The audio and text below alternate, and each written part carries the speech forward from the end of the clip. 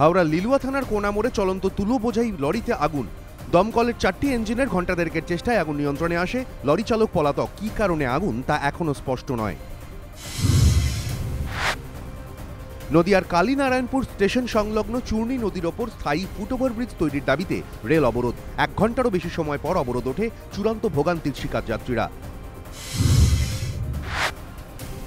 ফোর্ডে রাজ বন্ধে মুখ্যমন্ত্রীর উদ্যোগ সত্ত্বেও অনিয়মের অভিযোগ। বাগদা কিষাণ মান্ডিতে ধান বিক্রি করতে গিয়ে হয়রানির শিকার এমনই দাবি কৃষকদের। কুইন্টাল প্রতি 4-5 কেজি অতিরিক্ত ধান দিতে হচ্ছে।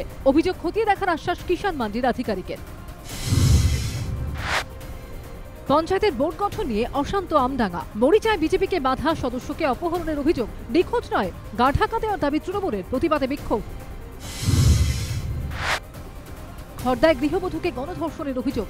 খড়দা থানায় অভিযোগ দায়ের। অভিযুক্তরা মুখ ঢেকে এসেছিল বলে দাবি নির্যাতিতার। তাদের খোঁজে তল্লাশি চালাচ্ছে পুলিশ।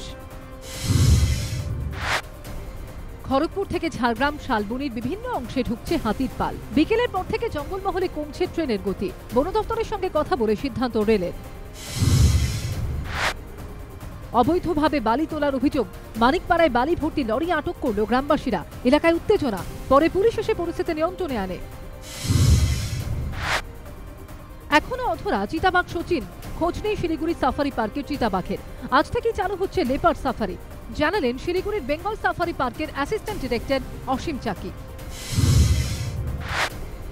শিলিগুড়িরই ফাঁসি দেওয়ার জালাশ নিজামতারা গ্রাম পঞ্চায়েত এলাকায় চিতাবাঘের আতঙ্ক। সূর্য ডুবতেই ফাঁকা হয়ে যাচ্ছে এলাকা।